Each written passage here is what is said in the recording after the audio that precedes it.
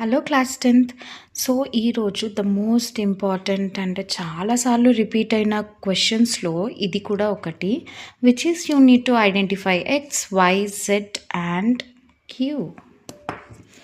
Okay, so ఇక్కడ ఇవన్నీ identify చేయాలి. మనం సరిగ్గా గమనిస్తే this equation NaCl plus H2O plus CO2 plus NH3 is baking soda reaction, right? ఈ baking soda reaction where do we find?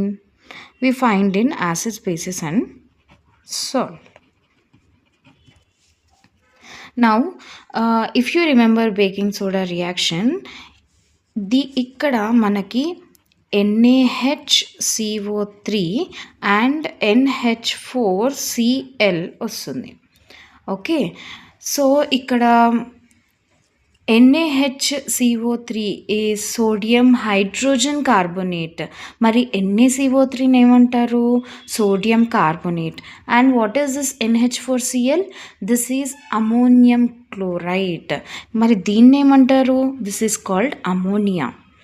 NaCl అందరికీ తెలిసిందే, sodium chloride, and this is water and this is carbon dioxide.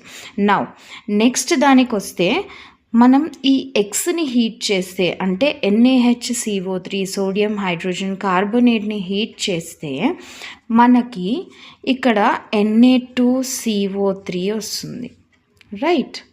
అయితే మనము ఇక్కడ Na2 ఉంది, ఇక్కడ 1 ఉంది, ఎలాగా అని అనుకుంటే బ్యాలెన్స్ చేసుకోవాలి కదా మరి. So Na2CO3 plus H2O plus carbon dioxide.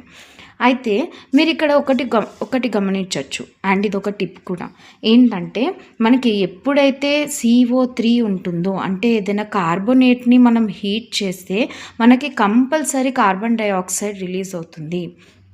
Okay, అది సోడియం కార్బోనేట్, జింక్ కార్బోనేట్ ఏది హీట్ చేసినా కానీ మనకు కార్బన్ డైఆక్సైడ్ రిలీజ్ అవుతుంది. మరి H2O ఎందుకు వచ్చింది? మనకి ఇక్కడ H ఉంది కదా, సో అలాగా హైడ్రోజన్ అండ్ ఆక్సిజన్ ఎక్కడన్నా కానీ మనకి వాటర్ అనేది ఫామ్ అవుతుంది.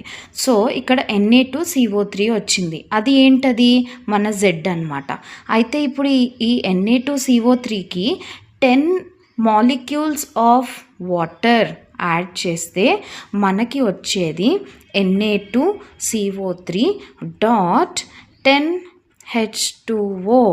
and do you remember what is this? This is called washing soda. అంతేనా? అంటే మనం బేకింగ్ సోడా నుండి మనం వాషింగ్ సోడా ఎలా తెచ్చామో చూసారా? Now this is